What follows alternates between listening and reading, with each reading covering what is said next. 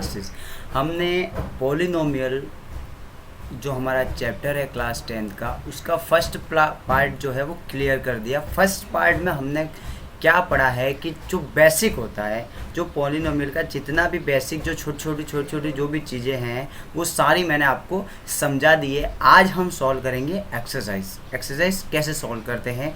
तो आइए आज हम देखेंगे एक्सरसाइज 2.1 के जो क्वेश्चन है वो एंड एक्सरसाइज 2.2। आज हम ये दो एक्सरसाइज सॉल्व करेंगे। एक्सरसाइज 2.1 में जो क्वेश्चंस है उसका पहले मैं बेसिक क्लियर करवाऊंगा, उसके बाद में क्वेश्चंस करवाऊंगा। उसी प्रकार एक्सरसाइज 2.2 का जो बेसिक है वो पहले मैं क्लियर करवाऊंगा और फिर मैं उसके क्वेश्चंस करवाऊंगा स्टूडेंट। तो आइए बिना किसी देरी के हम आज की क्लास की स्टूडेंट शुरुआत करते हैं। शुरुआत इस प्रकार से करते हैं कि कल मैंने आपको लास्ट क्लास में कुछ होमवर्क दिया था, उम्मीद करता हूँ आपने कर दिया होगा। और मैंने ये पढ़ाया था, ये मैंने बताया था कि लीनियर जो पॉलिनोमियल होता है उसके जो ज़ीरोज़ होते हैं वो कैसे फाइंड आउट करते हैं। जैसे यहाँ पर कोई पॉलिनोमियल लिखा हुआ है कि x + 4 = 0, तो यहाँ पर आप कैसे फाइंड आउट करोगे कि इसका ज़ीरोज़ क्या है। ज़ीरोज़ मतलब इस x की ऐसी कौन सी वैल्यू पुट करे जो इस पूरी इक्वेशन को ज़ीरो बना दे। तो हम क्या करते थे, x के आसपास जो नंबर होते थे उसको बाई टी कर देते और इक्वल के उस तरफ भेज देते थे। तो प्लस का 4 उधर चला गया तो -4, तो x की जगह अगर हम यहाँ -4 पुट करें और +4 चल रहा है बराबर में 0, तो ये आपस में कट के 0 = 0 बन जाता था। इस प्रकार से हम क्या करते थे स्टूडेंट, इस प्रकार से हम ज़ीरोज़ कैसे फाइंड आउट करते थे और किसके फाइंड आउट करते थे, लीनियर पॉलिनोमियल। लीनियर पॉलिनोमियल क्या होता है, जिसकी पावर किसी पॉलिनोमियल में किसी वेरिएबल की पावर अगर हाईएस्ट वेरिएबल की पावर 1 हो तो वो लीनियर पॉलिनोमियल कहलाता है। ये तो हमने पढ़ लिया था। आज मैं तुमको थोड़ा ग्राफिकली में बताता हूँ। ग्राफिकली में क्या है, जैसे ये एक्सरसाइज 2.1 में यही क्वेश्चन है, आपको सीधा सॉल्व करना है।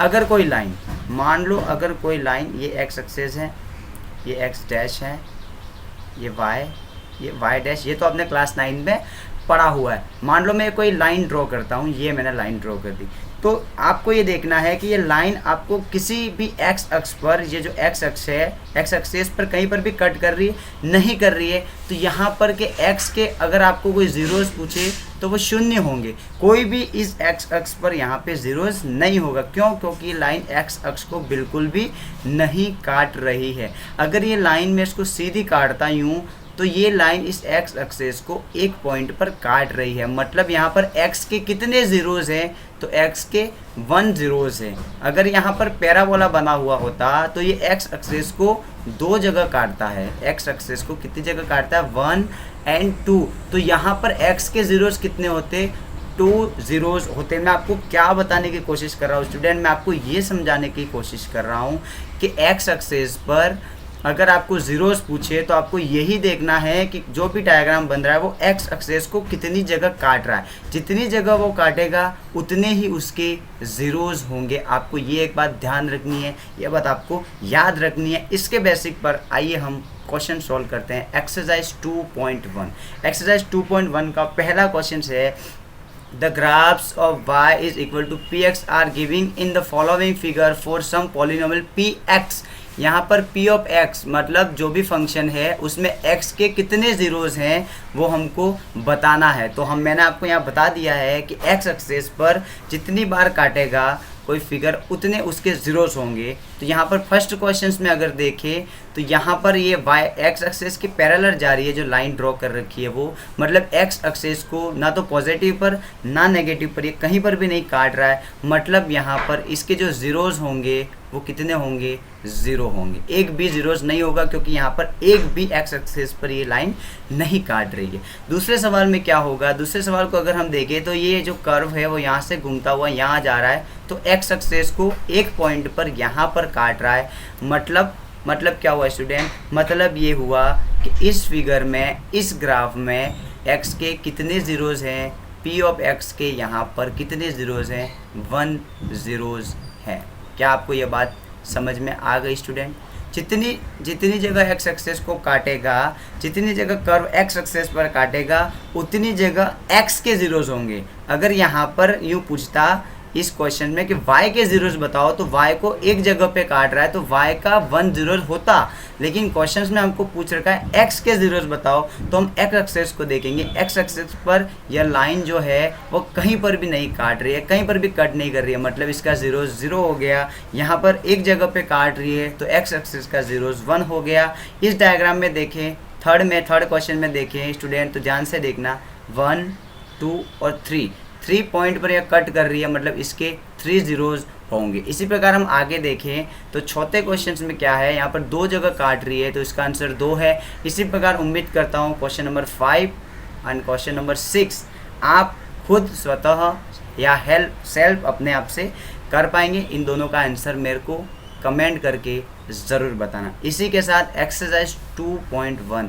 हमारी यहाँ पे क्लियर हो गई है। अब हम स्टार्ट करेंगे एक्सरसाइज 2.2। एक्सरसाइज 2.2 स्टार्ट करने से पहले मैं एक्सरसाइज 2.2 का कुछ बेसिक है जो मैं आपको क्लियर करवाता हूँ। अब हमारे जो क्वेश्चंस बनेंगे 3 और 4 मार्क्स के जो क्वेश्चंस बनेंगे स्टूडेंट, वो यहीं से बनने स्टार्ट होंगे 2.2 से। अभी जो हमने पढ़ा वहाँ से x मार्क्स का क्वेश्चंस आएगा और नहीं भी आएगा, इतना इम्पोर्टेंट नहीं है, लेकिन बेसिक क्लियर करवाने के लिए कॉन्सेप्ट क्लियर होने ज़रूरी है। अब हमारा जो आ रहा है वो है क्वाड्रेटिक पॉलिनोमियल।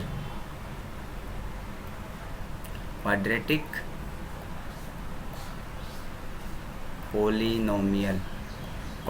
पॉलिनोमियल क्या होता है? जैसे ही आप क्वाड्रेटिक पॉलिनोमियल का नाम सुनो तो आपके माइंड में क्वाड्रेटिक सुनते ही आपके माइंड में आपको सोचना शुरू कर देना है कि क्वाड्रेटिक का मतलब होता है कि किसी भी इक्वेशन की हाईएस्ट डिग्री 2, किसी भी इक्वेशन की डिग्री या किसी पॉलिनोमियल की डिग्री 2 होगी तो ही वह क्वाड्रेटिक इक्वेशन होगी या क्वाड्रेटिक पॉलिनोमियल होगा। एग्जाम्पल के लिए मैंने आपको कल सारा बता दिया, लेकिन जिन स्टूडेंट ने कल की क्लास नहीं ली है वो आज समझ लो। जैसे कि मैंने यहाँ पर लिखा है x + 4 = 0 और एक मैंने लिखा है x² + y -4 = 0। यहाँ पर अगर कोई पूछे कि इसमें लीनियर पॉलिनोमियल कौन सा है, क्वाड्रेटिक पॉलिनोमियल कौन सा है, तो इसको पहचानने के लिए हम इसकी डिग्री देखते हैं। यहाँ हाईएस्ट पावर 1 है, इसका मतलब ये लीनियर है, और यहाँ हाईएस्ट पावर 2 है, इसका मतलब ये क्वाड्रेटिक है। मतलब क्वाड्रेटिक पॉलिनोमियल क्या कहलाएगा कि किसी इक्वेशन या किसी पॉलिनोमियल के किसी वेरिएबल की हाईएस्ट पावर अगर 2 हो तो वह क्वाड्रेटिक पॉलिनोमियल कहलाएगा। अभी तक हमने जीरोस निकाला है, वो लीनियर पॉलिनोमियल का हमने जीरोस निकाला है। अब हम पढ़ेंगे क्वाड्रेटिक पॉलिनोमियल का जीरोस कैसे निकालते हैं। इस एक्सरसाइज से आपको 2 टाइप के क्वेश्चन पूछता है।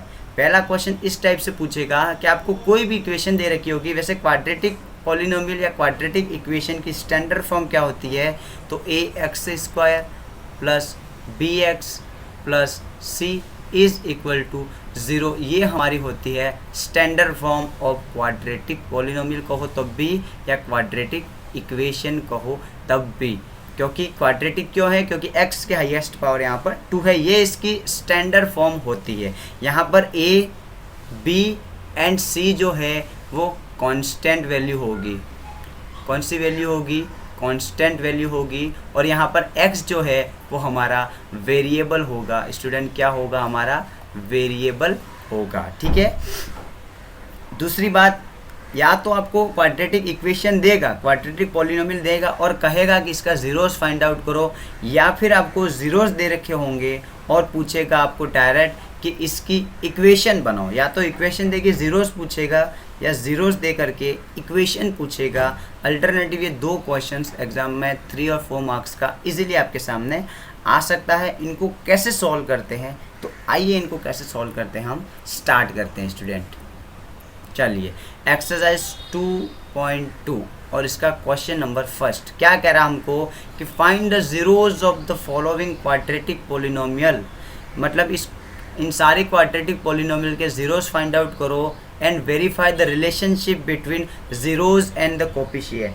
जीरोस एंड द कोफिशिएंट क्या होते हैं, इनका रिलेशन क्या होता है, वो सबसे पहले मैं आपको समझा देता हूँ। कोफिशिएंट एंड जीरोस के बीच में क्या इनके रिलेशन होते हैं वो सबसे पहले समझना ज़रूरी है। मैंने आपको यहाँ पे क्वाड्रेटिक इक्वेशन का स्टैंडर्ड फॉर्म बताया था कि ax² + bx + c = 0। ठीक है। और मैंने आपको लास्ट जो वीडियो था, लास्ट पार्ट 1 में मैंने आपको ये बताया था स्टूडेंट कि किसी भी क्वाड्रेटिक पॉलिनोमियल या कोई भी पॉलिनोमियल हो, इसके ज़ीरोज़ कितने होते हैं, तो इसके ज़ीरोज़ उतने ही होंगे जितना उस पॉलिनोमियल की डिग्री होगी। अगर लीनियर है तो उसका एक ही ज़ीरोज़ होगा। यहाँ पर हाईएस्ट पावर 2 है, मतलब इस क्वाड्रेटिक पॉलिनोमियल के ज़ीरोज़ कितने होंगे, 2। कोई भी 2 ज़ीरोज़ इसके होंगे, 1 ज़ीरोज़ नहीं हो सकता, हो भी सकता है लेकिन 2 से ज़्यादा नहीं होंगे। मैक्सिमम इसके 2 ज़ीरोज़ होंगे, 2 ज़ीरोज़ होंगे और 2 ज़ीरोज़ ही होंगे। ठीक है स्टूडेंट, तो मान लेते हैं हम, लेट क्या करते हैं, लेट हमने मान लिया, क्या मान लिया कि पहला ज़ीरोज़ हमारा अल्फ़ा है एंड दूसरा ज़ीरोज़ हमारे पास बीटा है। आपको ये मानना है कि हमने इक्वेशन को सॉल्व किया और इसके ज़ीरोज़ निकाले। फर्स्ट ज़ीरोज़ हमने फाइंड आउट किया अल्फ़ा, दूसरा ज़ीरोज़ हमने फाइंड आउट किया स्टूडेंट बीटा। ठीक है, अब इनके रिलेशन क्या होते हैं, तो इनके 2 रिलेशन होते हैं। फर्स्ट सम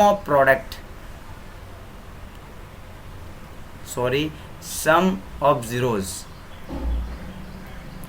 पहला रिलेशन होता है इनका सम ऑफ ज़ीरोज़, मतलब इन ज़ीरोज़ को ऐड करें अल्फ़ा प्लस बीटा तो वो किसके इक्वल होंगे, तो -b/a के इक्वल होंगे। -b क्या होगा, तो जो x का कोफिशिएंट जो होगा वो b और a क्या होगा, तो x² का जो कोफिशिएंट होगा वो a कहलाएगा। तो ये हमारा पहला रिलेशन है।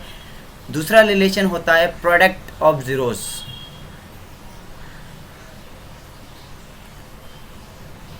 प्रोडक्ट ऑफ ज़ीरोज़ क्या होता है, तो ये होता है c/a। प्रोडक्ट मतलब अल्फ़ा एंड बीटा का multiply, alpha beta is equal to c/a। कुछ भी नहीं करना है, जैसे आप क्वेश्चंस करोगे तो ये आपको याद हो जाएंगे इजीली, आपको डरने की कोई ज़रूरत है नहीं, बिल्कुल भी आपको डरने की कोई भी ज़रूरत नहीं है स्टूडेंट। ठीक है, तो और ये स्टूडेंट अब हम स्टार्ट करते हैं एक्सरसाइज 2.1। ठीक है, आपने ये पढ़ लिया कि relation between zeros and coefficient क्या होते हैं। ठीक है, अब हम क्वेश्चन सॉल्व करेंगे। फर्स्ट क्वेश्चन हमारे सामने दे रखा है कि x² - 2x - 8 is equal to 0। नहीं दे रखा है 0 तो कोई दिक्कत नहीं, हम ज़ीरोज़ को नहीं मानेंगे। ठीक है, और इसको ज़ीरोज़ के बराबर, अगर ज़ीरोज़ निकालने हैं तो इसको 0 के बराबर हम मान लेते हैं। कोई भी पॉलिनोमियल, आप ये बात ध्यान रखना, आप ये बात याद रखना स्टूडेंट, बहुत से टीचर आपको नहीं बताते हैं, मैं आपको बता रहा हूँ कि अगर आपको किसी भी पॉलिनोमियल का अगर आपको ज़ीरोज़ निकालना है तो सबसे पहला काम करेंगे हम उस पॉलिनोमियल को 0 के बराबर रख दो। ठीक है,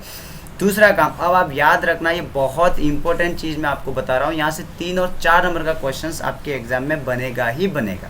इसको किस तरीके से सॉल्व करते हैं, इस क्वाड्रेटिक इक्वेशन को हम किस तरीके से सॉल्व करें और इसके ज़ीरोज़ निकालें, तो सबसे पहला काम क्या करना है आपको, जो x² का कोफिशिएंट होगा और जो c होगा, इन दोनों का मल्टीप्लाई कर देना। याद रखना, मैं पहली स्टेप क्या कर रहा हूँ, फर्स्ट स्टेप में मैं क्या करूँगा, x² का कोफिशिएंट हमारे पास 1 है तो मैंने 1 ले लिया, मल्टीप्लाई में ओनली c का कोफिशिएंट क्या है, कांस्टेंट वैल्यू -8, और इन दोनों को मैंने मल्टीप्लाई किया तो -8 आ गया। अब पहला काम तो ये करना है कि x² का कोफिशिएंट और जो कांस्टेंट c होता है, इन दोनों का हमको मल्टीप्लाई कर देना है, जो भी आंसर आएगा। अब सबसे बड़ा काम यहीं पर होता है, सारे बच्चे जो होते हैं वो यहीं पर फंसते हैं, यहाँ आके इनकी गाड़ी रुक जाती है। अब क्या करना है, अब इस -8 को इस प्रकार से तोड़ना है या इस प्रकार के इसके प्राइम फैक्टर करने हैं कि अगर इन दो नंबरों का अगर इसके ऐसे 2 प्राइम फैक्टर करने, अगर मैं मल्टीप्लाई करूं तो -8 आ जाए और प्लस या माइनस करूं, एडिशन या सब्ट्रैक्शन करूं तो -2 आ जाए। कोई भी ऐसे 2 नंबर स्टूडेंट ध्यान रखना आप, कोई भी ऐसे 2 नंबर जिनका मैं अगर मल्टीप्लाई करूँ तो -8 आ जाना चाहिए और प्लस एडिशन या सब्ट्रैक्शन करूँ तो ये -2 हो जाना चाहिए।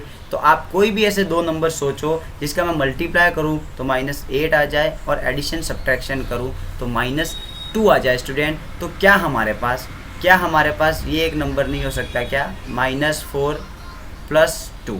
अगर मैं इन दोनों का मल्टीप्लाई करूँ तो ये हो जाएगा -8 और अगर मैं इन दोनों को ऐड करूं तो आ जाएगा -2। क्या स्टूडेंट आपको ये बात समझ में आ गई है स्टूडेंट? मैंने यहाँ पे क्या कर दिया, या फिर मैं इसको यूँ भी लिख सकता हूँ कि 2 - 4, 2 और 4 इन दोनों का अगर मैं मल्टीप्लाई करूँ तो -8 आ जाएगा और अगर मैं इन दोनों को ऐड या सब्ट्रैक्ट करूँ तो क्या आ जाएगा, -2 आ जाएगा। तो हमने इस 2 को तोड़ के क्या बना दिया, हमने इस 2 को x² तो x² ही रहेगा और माइनस प्लस, सॉरी, ठीक है। इस -2 को हम क्या लिख सकते हैं, इस -2 को लिखेंगे हम, सॉरी, 2 - 4 लिख दिया। इस 2 को -2 को हमने तोड़ के क्या लिखा, तोड़ के लिखा 2 - 4 कर दिया। x का x हमारे साथ चल रहा है और -8 का -8 हमारे साथ चल ही रहा है। अगर हम इसको सॉल्व करें तो x² तो ऐसे ही चल रहा है, प्लस इस 2 का मल्टीप्लाई x से करेंगे, सॉरी इसको नहीं लिखना है यहाँ पे, ये प्लस है। इस 2 का मल्टीप्लाई x से करेंगे तो स्टूडेंट 2x हो गया। -4 का अगर हम x से मल्टीप्लाई करें तो -4x और -8 हमारा साथ में चल रहा है और इसको 0 के बराबर तो हम चल ही रहे हैं। अब यहाँ पर अगर आप गौर करें, इन दोनों में अगर आप फोकस करें तो आपको दो के पेयर में कुछ ना कुछ कॉमन मिलेगा स्टूडेंट। आप यहाँ पे देखिए कुछ ना कुछ कॉमन मिलेगा।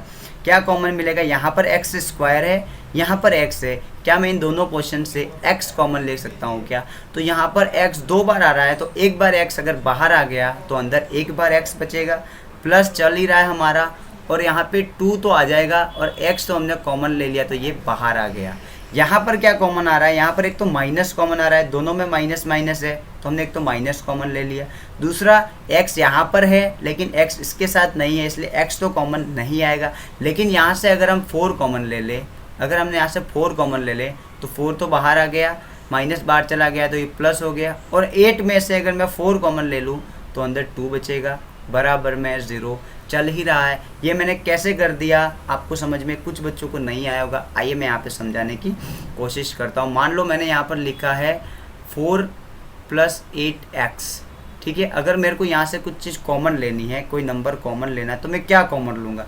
कॉमन कैसे लेते हैं? कॉमन इसके पास भी होना चाहिए, इसके पास भी होना चाहिए, तब जाके मैं कॉमन ले सकता हूँ। कोई स्टूडेंट बोले कि सर यहाँ से x कॉमन ले लो, तो मैं कहूँगा x कॉमन कैसे ले सकते हैं स्टूडेंट? यहाँ पर इसके साथ x आ रहा है लेकिन इसके साथ x नहीं आ रहा है, इसलिए हम यहाँ से कॉमन x नहीं ले सकते। तो अब हम x को तो छोड़ देंगे, अब हम बात करेंगे 4 और 8 में से हम क्या कॉमन ले सकते हैं। या तो हम 2 भी कॉमन ले सकते हैं या फिर हम 4 भी कॉमन ले सकते हैं। अगर मैं यहाँ से 4 कॉमन लूँ तो 4 तो पूरा का पूरा बाहर आ गया तो अंदर 1 बचा, प्लस अब यहाँ पे कोई कहेगा कि सर 8 में से 4 बार गया तो अंदर 4 बचेगा, तो नहीं, ऐसा नहीं होता। यहाँ पे इसको डिवाइड करना है। अगर इस 4 को हम क्या लिख सकते हैं, इस 8 को हम क्या लिख सकते हैं, इस 8 को हम क्या 4 × 2 नहीं लिख सकते क्या?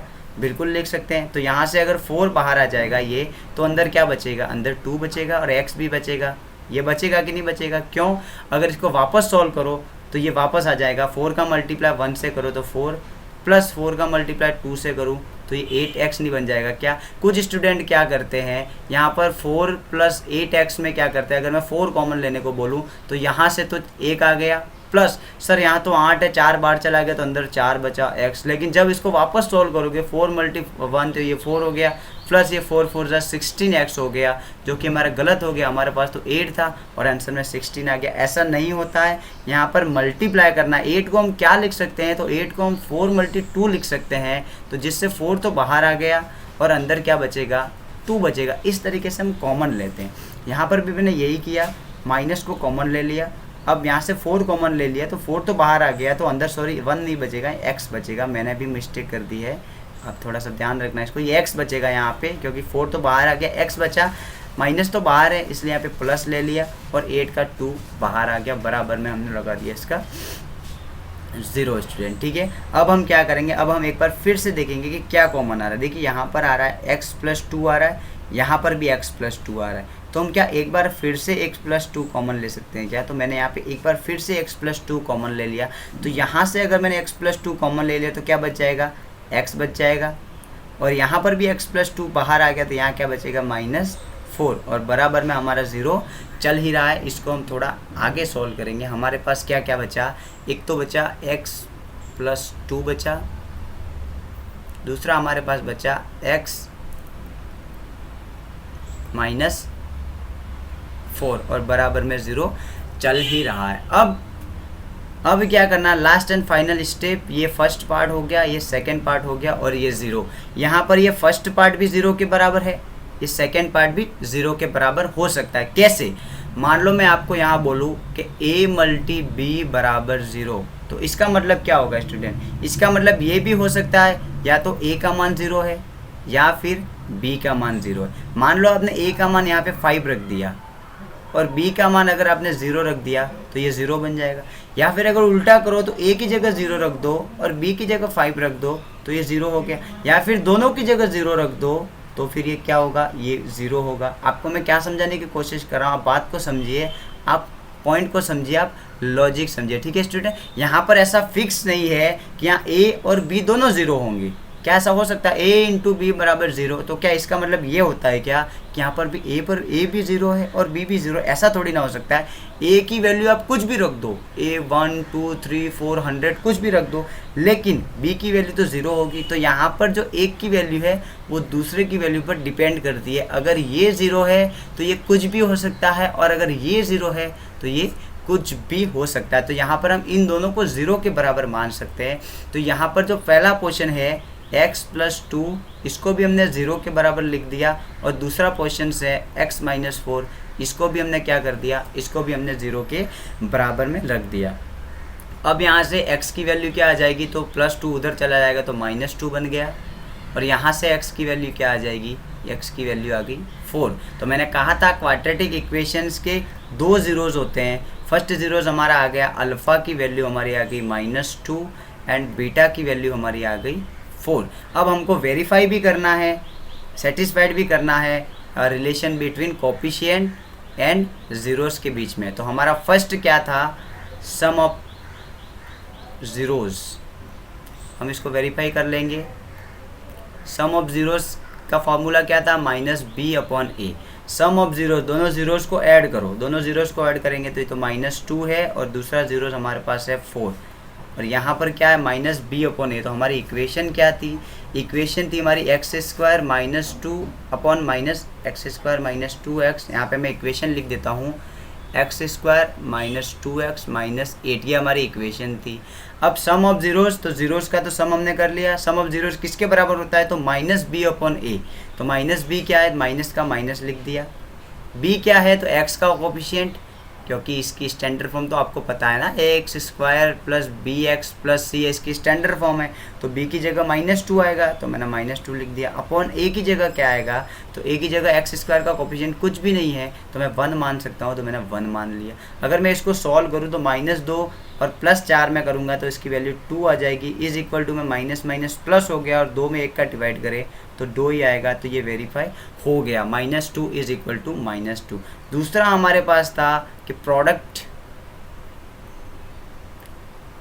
ऑफ ज़ीरोज़, मतलब ज़ीरोज़ का मल्टीप्लाई करें तो वो किसके बराबर होता है? तो वो c/a के बराबर होता है। ये दोनों बातें आपको रट लेनी है या फिर याद कर लेनी है, बहुत हार्ड नहीं है, 2 ही चीज़ें हैं, कुछ नहीं करना। सम ऑफ ज़ीरोज़ तो b/a होता है -b/a और प्रोडक्ट ऑफ ज़ीरोज़ c/a, तो कुछ भी नहीं करना आपको। प्रोडक्ट ऑफ a मतलब दोनों का मल्टीप्लाई करना है तो -2 × 4 कर लो और यहाँ पर c कितना है? तो c की वैल्यू है -8 और a की वैल्यू 1 है। -2 और 4 का मल्टीप्लाई को तो -8 ही आएगा और ये भी -8 इज इक्वल टू -8। इस प्रकार से हमारा ये क्वेश्चन सॉल्व हो गया स्टूडेंट। ठीक है, अब हम सॉल्व करेंगे। देखो क्वेश्चन नंबर 1 और क्वेश्चन नंबर 2 एक जैसे हैं, कुछ भी नहीं करना, बहुत ईजी है। तो क्वेश्चन नंबर 2 मैं आपके लिए होमवर्क में छोड़ देता हूँ, मैं सॉल्व करवाऊँगा आपको क्वेश्चन नंबर 3 कैसे सॉल्व होता है। आइए देखते हैं। सीधे तौर पर दे रखी होगी आपको जैसे कि इस फॉर्म में कि ax² + bx + c, जब इसकी फॉर्म में दे रखी होगी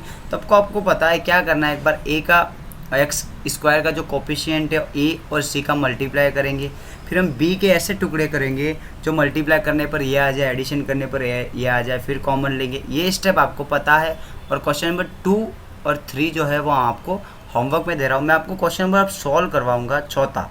फोर्थ क्वेश्चन क्या है? इसमें जो इक्वेशन दे रखी है वो इस फॉर्म में नहीं दे रखी है, क्योंकि क्वाड्रेटिक इक्वेशन की फॉर्म ये होती है ax² + bx + c, मतलब एक x² की टर्म होती है, एक x की होती है और कांस्टेंट होती है। यहाँ पर u² मतलब x² की टर्म है और क्या है? एक x की टर्म है। यहाँ पर कांस्टेंट जो c है वो मिसिंग है। क्या है स्टूडेंट? वो मिसिंग है। तो इस प्रकार जब क्वेश्चन आ जाए तो हम इसको किस प्रकार से सॉल्व करेंगे, कुछ भी नहीं करना, ये तो सबसे इजी क्वेश्चन है। 4u² प्लस 8u, अगर हम इसको ज़ीरोज़ निकालने हैं इसको, तो इसको हम ज़ीरो के बराबर रख देंगे।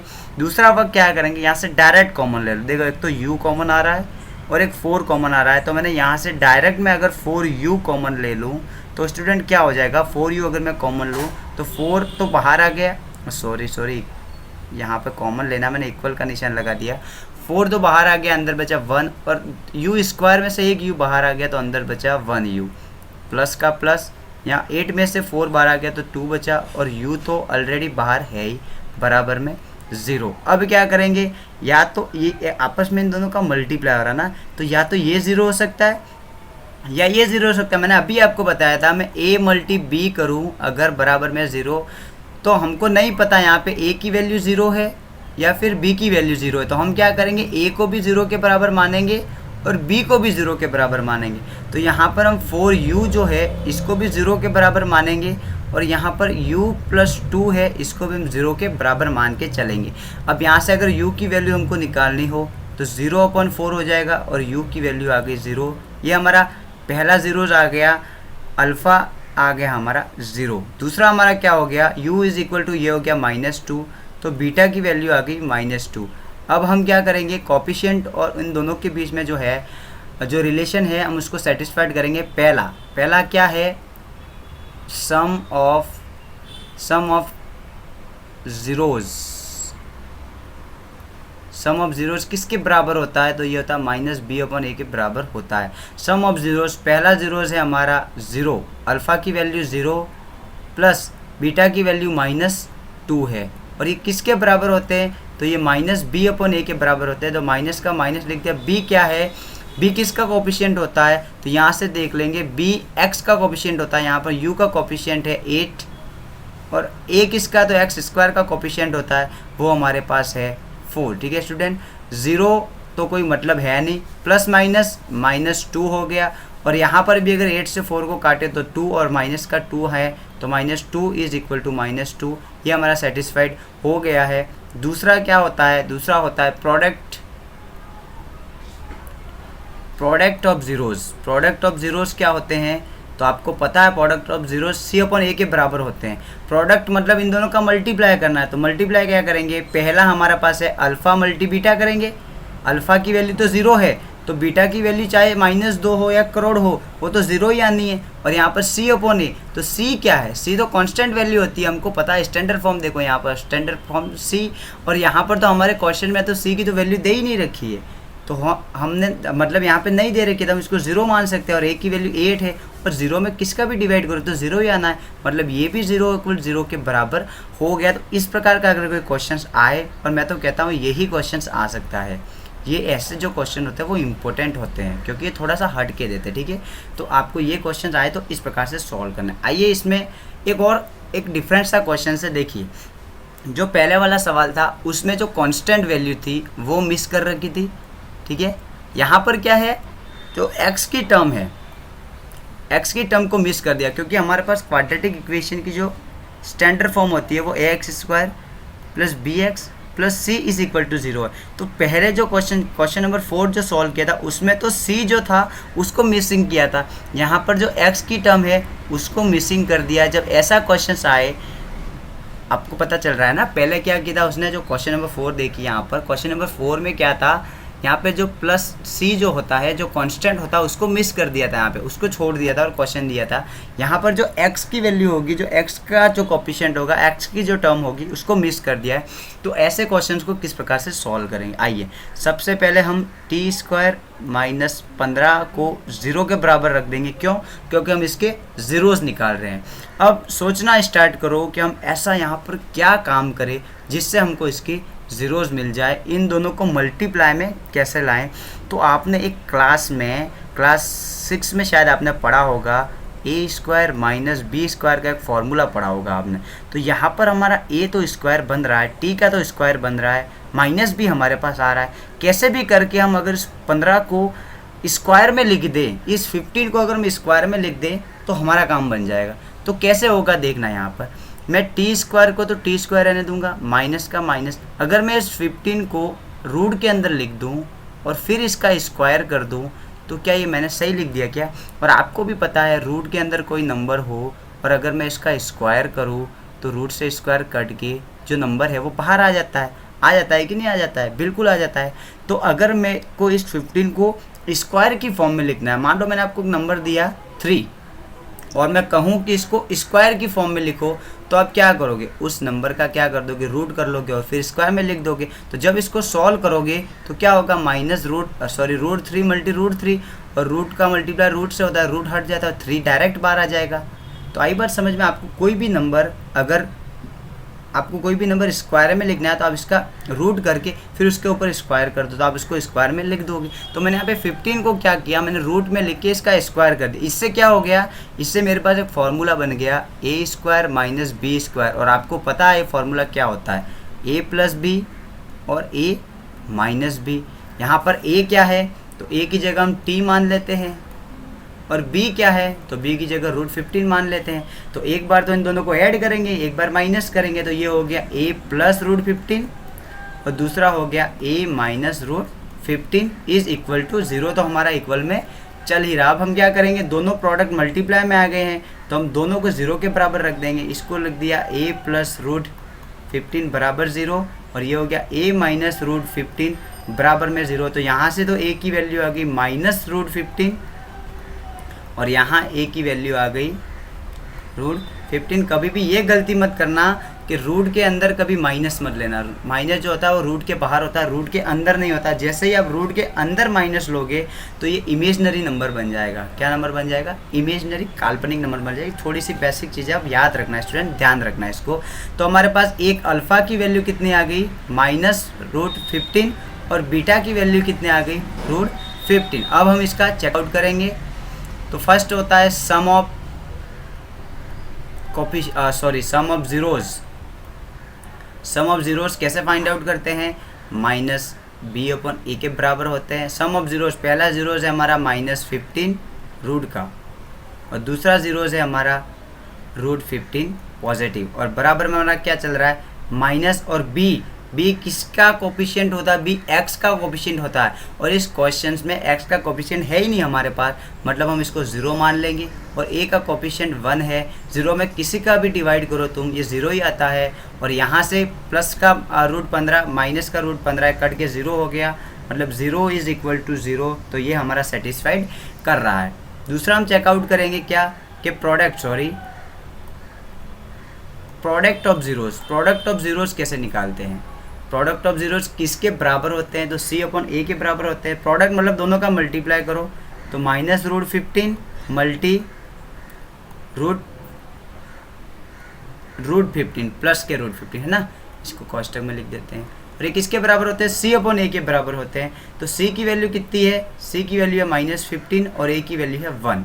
अब मैंने आपको बताया था जैसे कि ये रूट 15 का मल्टीप्लाई अगर रूट 15 से करे तो ये 15 बन जाएगा, और प्लस का मल्टीप्लाई माइनस से करे तो माइनस 15, और बराबर में माइनस 15 में 1 का डिवाइड करें तो माइनस 15 आएगा, और ये भी हमारा सेटिस्फाइड कर रहा है। तो ये दो क्वेश्चन जो थे जो डिफरेंट टाइप के थे, इसमें कांस्टेंट मिस किया हुआ था, मिसिंग था, और इसमें एक्स की जो टर्म थी वो मिसिंग थी। अब आपके किसी के माइंड में क्वेश्चन उठ रहा होगा कि सर अगर एक्स से स्क्वायर की टर्म को मिस कर दे तो भाई साहब अगर एक्स स्क्वायर की टर्म को मिस कर देगा तो फिर ये क्वाड्रेटिक पॉलिनोमियल बचेगा ही नहीं, क्योंकि क्वाड्रेटिक पॉलिनोमियल किसको कहते हैं? जिसकी हाईएस्ट पावर 2 होती है। और अगर एक्स स्क्वायर को ही अगर ये गायब कर देगा तो फिर ये क्वाड्रेटिक पॉलिनोमियल बचेगा ही नहीं, मतलब ये एक्स स्क्वायर को गायब नहीं करेगा, इसको मिस नहीं करेगा। ठीक है, वो या तो एक्स की टर्म को मिस करेगा या फिर कॉन्स्टेंट वैल्यू मिस करेगा। और इन दोनों पर जो सवाल कैसे सॉल्व करते हैं वो मैंने आपको बता दिया स्टूडेंट। ठीक है, अब इसका क्वेश्चन नंबर 2 हम सॉल्व करेंगे। इससे पहले क्वेश्चन नंबर 2 सॉल्व करने से पहले मैं आपको एक बेसिक चीज़ दिखाता हूँ। आइए, आपको फॉर्मूला याद रखने की ज़रूरत नहीं पड़ेगी। मैंने आपको बताया हुआ था जब मैंने वीडियो स्टार्ट किया तब यहाँ पे हमको 2 चीज़ें पढ़नी है। कितनी चीज़ें पढ़नी है? 2 चीज़ें। इस एक्सरसाइज 2.2 में 2 ही चीज़ें पढ़नी है। जब हमको ax² plus bx plus c is equal to 0, जब इक्वेशन या तो इक्वेशन देगा और हमसे पूछेगा कि अल्फ़ा और बीटा मतलब इसके ज़ीरोज़ निकालो। क्या निकालो? ज़ीरोज़, जो कि हमने अभी सीख लिया स्टूडेंट, बहुत ही ईजी तरीके से सीख लिया हमने। ठीक है। और हमने ये भी सीख लिया कि अल्फ़ा प्लस बीटा मतलब दोनों प्रोडक्ट को ऐड करें तो ये माइनस बी अपन ए के बराबर होता है, और दोनों प्रोडक्ट का अगर हम मल्टीप्लाई करें तो सी अपन ए के बराबर होता है।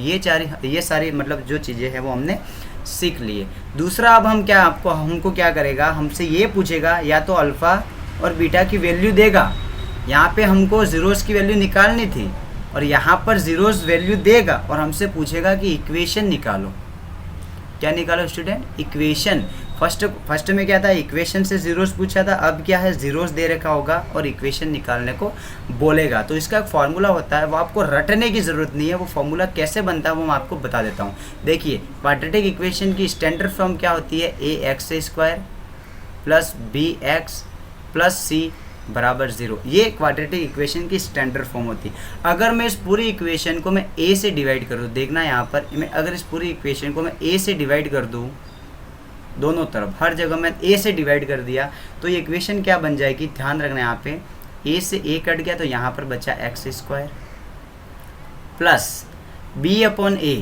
बी अपॉन ए कुछ याद आ रहा है स्टूडेंट आपको?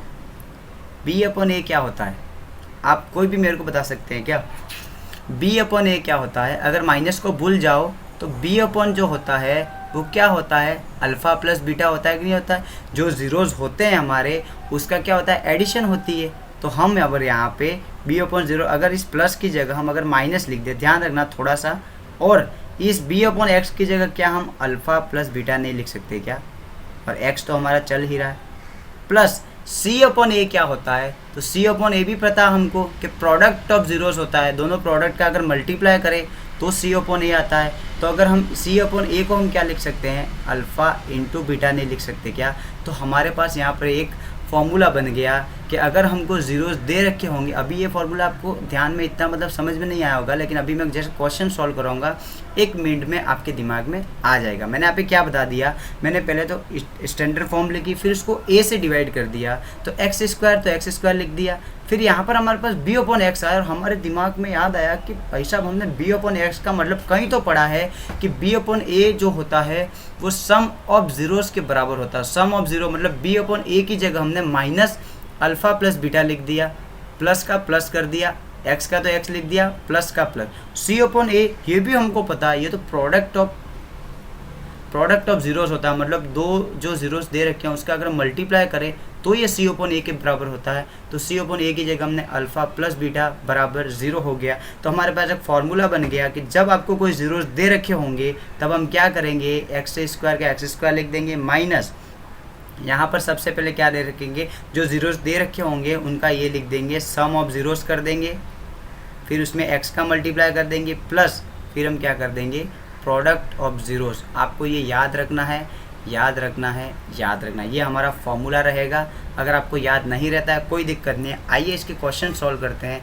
जब हम इसके क्वेश्चन सॉल्व करेंगे तब आपको इजीली ये समझ में आ जाएगा कि मैं आपको क्या बताने की कोशिश कर रहा हूँ। ठीक है, आइए तो क्वेश्चन नंबर 2 क्या कह रहा है, find the equation quadratic polynomial each with the given number as the sum of product of its zeros respectively मतलब क्रमशः, लगातार मतलब यहाँ पर जो दे रखा है पहले तो सम ऑफ प्रोडक्ट है, मतलब जो यहाँ पर ये जो दे रखा है वो सम ऑफ प्रोडक्ट है, सम है और ये है प्रोडक्ट ऑफ ज़ीरोज़ है। ठीक है स्टूडेंट, ये तो सम है और ये प्रोडक्ट ऑफ ज़ीरोज़ है। मतलब आप समझ नहीं रहे हैं, यहाँ क्या गया है, रेस्पेक्टिवली का मतलब होता है कंटिन्यू। किसका कंटिन्यू, किसका लगातार? तो यहाँ पर जो पहली वैल्यू दे रखी है, जैसे यहाँ पर दे रखा है 1/4, वो क्या है, वो सम है, क्या है, सम ऑफ ज़ीरोज़ है। तो ये 1/4 क्या है, सम ऑफ ज़ीरोज़ है। ठीक है,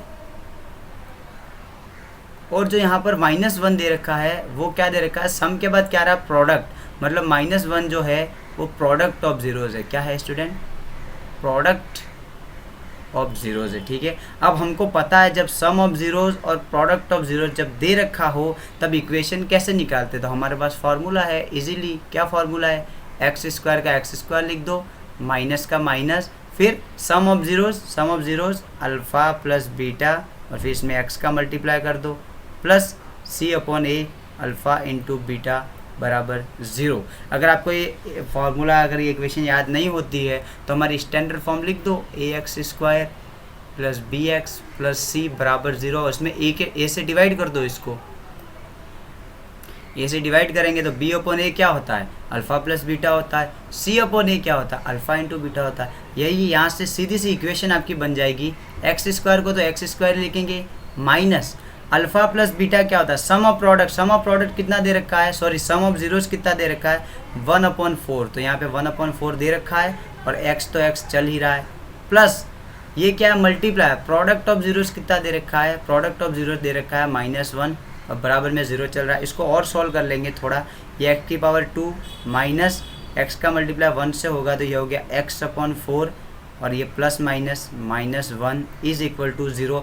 या तो आप आंसर ये भी सही है, या फिर अगर आपको ये ये 4 नीचे नहीं रखना है तो यहाँ पे एलसीएम ले लेंगे। तो इस 4 का मल्टीप्लाई एक्स स्क्वायर से हो जाएगा, तो ये 4x² माइनस एक्स माइनस 4/4 बराबर में 0। और अगर इस 0 को हम यहाँ, अगर इस 4 को 0 के साथ मल्टीप्लाई कर दे तो हमारा सेकेंड आंसर आ जाएगा 4x² माइनस एक्स माइनस 4 बराबर 0। या तो किसी बुक में ये आंसर दे रखा होगा या किसी बुक में ये दोनों आंसर अगर आपके हैं तो आपका आंसर सही है। आपको अगर समझ में नहीं आया पहला क्वेश्चन, कोई दिक्कत नहीं। आइए मैं दूसरा क्वेश्चन समझाने की कोशिश करता हूँ।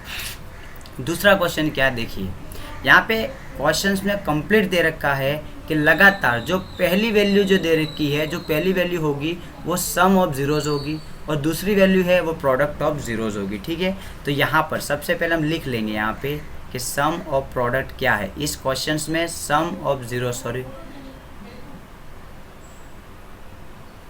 जीरोज कितना दे रखा है, तो सम ऑफ जीरोज दे रखा है हमको √2। ठीक है, और हम सम ऑफ जीरोज किसको कहते हैं, अल्फ़ा प्लस बीटा बराबर कितना दे रखा हमको √2। पहली बात तो ये समझ में आ गई। दूसरी बात हमको क्या दे रखी है, product of zeros. Product of zeros कितनी दे रखी है, तो पहली वैल्यू तो सम ऑफ जीरोज है, दूसरी वैल्यू प्रोडक्ट ऑफ जीरोज है। तो प्रोडक्ट ऑफ जीरोज 1/3 है और प्रोडक्ट ऑफ जीरोज क्या होता है, दोनों जीरोज का प्रोडक्ट करो मल्टीप्लाई करो तो ये होता है 1/3। ये दो चीज़ें हमारे पास आ गई, ये हमको ध्यान में है, हमको याद है। अब हमारा अगर जीरोज दे रखे हो और इक्वेशन निकालनी हो तो इसका फॉर्मूला है जो मैंने अभी पढ़ा है आपको, क्या है, एक्स स्क्वायर को तो एक्स स्क्वायर लिख दो, उसमें कुछ भी नहीं करना है, फिर कर दो माइनस, फिर क्या करेंगे सम ऑफ जीरोज। तो सम ऑफ जीरोज ये होता है कि नहीं होता है, सम ऑफ जीरोज ये होता है, प्लस एक्स प्लस ये क्या होता है, प्रोडक्ट ऑफ जीरोज, मतलब अल्फ़ा इंटू बीटा बराबर में 0। चलो एक्स स्क्वायर की जगह हम एक्स स्क्वायर लिख देंगे, माइनस का माइनस। सम ऑफ जीरोज कितना दे रखा है, सम ऑफ जीरोज हमको दे रखा है √2, तो हमने सम ऑफ जीरोज की जगह √2 लिख दिया और एक्स का मल्टीप्लाई हो ही रहा है, प्लस का प्लस।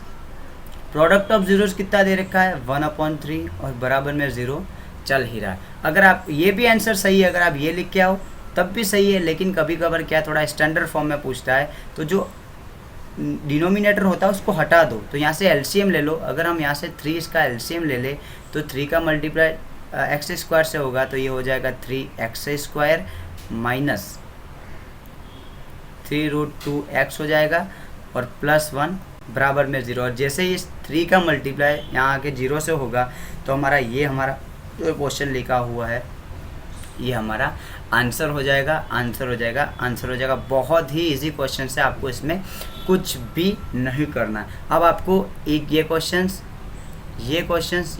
होमवर्क में करने हैं। मैं छठा क्वेश्चन एक और बता देता हूँ और पार्ट 2 जो हमारा ये पार्ट है उसका हम एंडिंग करते हैं। हमने एक्सरसाइज यहाँ पर 2.2 एंड 2.1 क्लियर कर दिए। नेक्स्ट पार्ट में हम 2.3 पढ़ेंगे और इसके बाद न्यू एक्सरसाइज स्टार्ट करेंगे। देखिए अगर आपको फॉर्मूला याद है, ये फॉर्मूला रट लेना आपको कि एक्स स्क्वायर को ऐसे ही लिखना है, फिर सम ऑफ जीरोज लिखना है, फिर प्रोडक्ट ऑफ जीरोज लिखना है, कुछ भी नहीं करना, आप दिमाग पे लोड मत लो। ठीक है, छठा क्वेश्चन में कितना स्पीड करूँगा देखना। अगर आपको जीरोज दे रखे हैं तो क्या करना है, सबसे पहले हम एक्स स्क्वायर लिख देते हैं और फिर माइनस लिख देते हैं, फिर सम ऑफ जीरोज कितना दे रखा है 4, तो यहाँ पे 4 और एक्स का multiply plus product of zeros कितना है 1 बराबर में 0। ये लो हमारा आंसर आ गया। इसी प्रकार अब मैं क्वेश्चन नंबर 4 सॉल्व करवाऊँ तो एक्स स्क्वायर तो हम लिख देंगे, एक्स स्क्वायर तो ऐसे ही होता है, और माइनस लिख देंगे। फिर हमसे पूछेगा सम ऑफ जीरोज कितना है, तो 1 है हमको पता है, और फिर उसमें एक्स का मल्टीप्लाई करना है, फिर प्रोडक्ट ऑफ जीरोज वो भी 1 है, तो हमारा आंसर क्या आ गया, एक्स स्क्वायर माइनस एक्स +1, ये हमारा आंसर आ गया।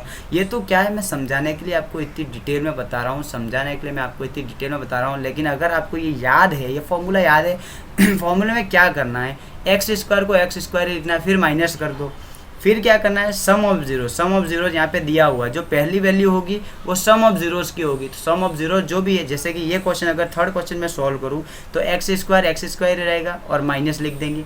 सम ऑफ जीरोस कितना है, तो सम ऑफ जीरो 0 है, तो यहाँ पे 0 कर देंगे, और सम ऑफ जीरोस के साथ किसका मल्टीप्लाई करते हैं, x का, फिर प्लस, फिर लास्ट वाला प्रोडक्ट ऑफ जीरोस होता है, तो वो होता है -√5। अगर इसको सॉल्व करें तो ये x² और x का मल्टीप्लाई 0 से 0 हो जाएगा, मतलब ये पूरा पोर्शन तो खत्म हो गया, प्लस ये हो गया √15, जो कि हमने क्वेश्चन नंबर 5 जो सॉल्व किया था क्वेश्चन नंबर 1 में, ऐसा ही क्वेश्चन सेम टू सेम हमारे सामने ये आ गया है।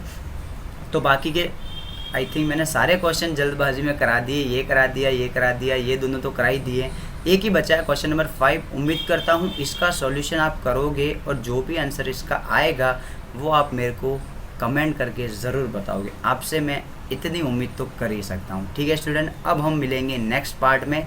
इसी के साथ सारे बेसिक और अच्छे से हम सारी पढ़ाई में आपको क्लास 10 के पूरे वीडियो प्रोवाइड करा दूंगा, पूरा कोर्स, बस आपको मेरे साथ बने रहना। चलिए अब मिलते हैं नेक्स्ट पार्ट में, तब तक के लिए जय हिंद, जय भारत।